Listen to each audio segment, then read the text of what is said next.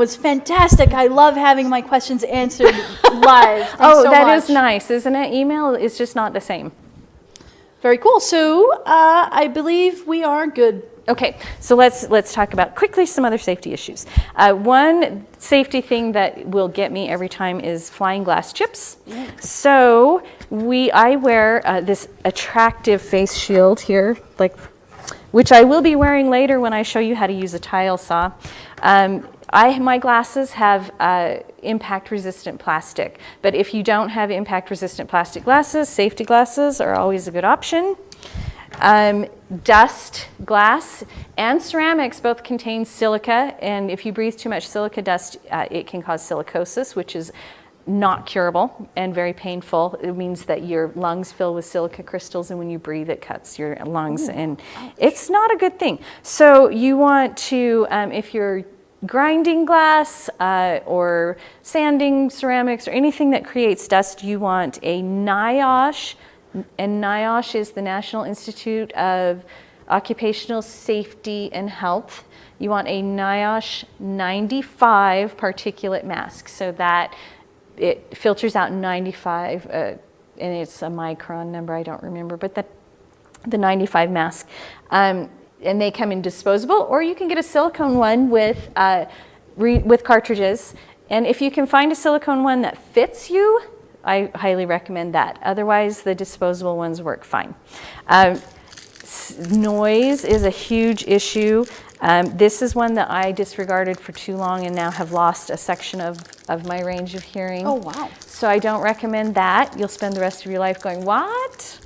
So I typically use the reusable foam earplugs. You can use gun muffs, the big ear protection, but when you wear glasses, it presses on your ears and it's painful. So I use these, and we'll be using those in a little bit when we're sawing.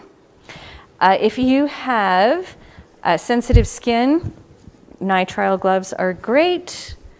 A lot of the things that we do with glass, that glass dust, in addition to being a silica hazard, it's abrasive, and it will just do some damage to your skin. So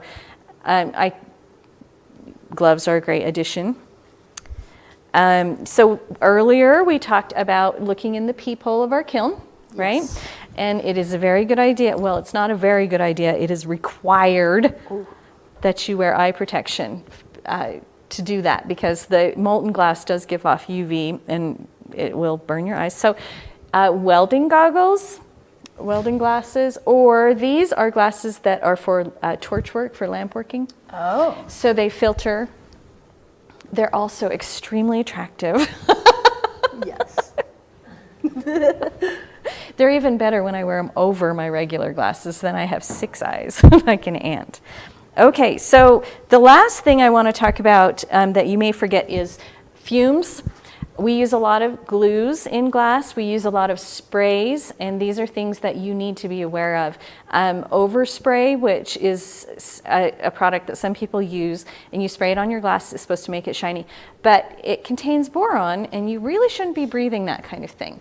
The other thing you should be aware of is a lot of glass artists think when you're using a saw, because it's wet, it's not creating dust in the air. And what's really happening is the mist of the saw still has glass dust in it. So please wear your mask when you're sawing.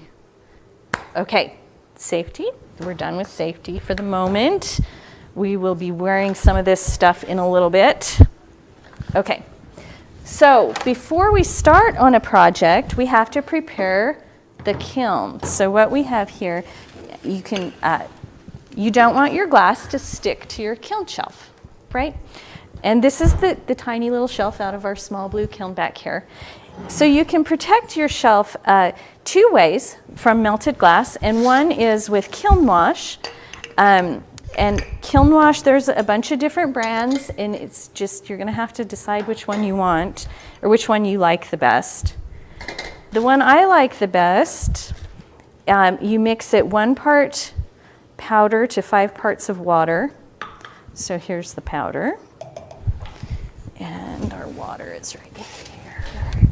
Try not to pour it on myself. Whoop.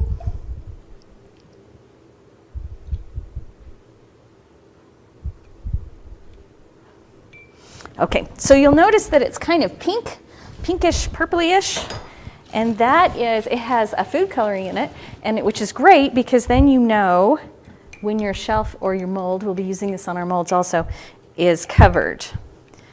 So you mix that guy up. Okay. So when you get a brand new kiln, it's a really good idea to kiln wash your shelves, even if you'll be using our second solution for this problem. And it's a really good idea to kiln wash the bottom of your kiln so that if you happen to have a glass catastrophe, and the glass runs into the bottom of your kiln, you'll be safe. All right. And Jodi, while Yes. you're doing that, there was a question about the glasses, if you don't mind going back Sure. to that. Marianne asks, what type was the last set of glasses? She's working while she's watching, so. Okay, so those were the What's the blue welder ones, ones? right? Yes. Those ones they're actually glasses for lamp workers, and I don't remember the name of them, but I'm certain if you were to go to your local glass supply place, they would be able to work that out for you. But they help with the UV. Yes, they protect your eyes against the I believe it's UV. Wear them, just wear them. And once you have them, then when you get the burning urge to take a lamp work class, you'll be all set. So back to this Okay. here, you are basically preparing your kiln. Yes, I'm preparing the shelf so that the glass doesn't stick to it. Okay, so kiln wash is a combination of some different clays and so like I know it has kaolin clay and EPK and some other things. And what it does is it creates a barrier on the ceramic shelf that will keep the glass from sticking to it. So it's sort of like sort of like a non-stick spray for cookies, right? It keeps your cookies from sticking to the pan. It only does it for glass.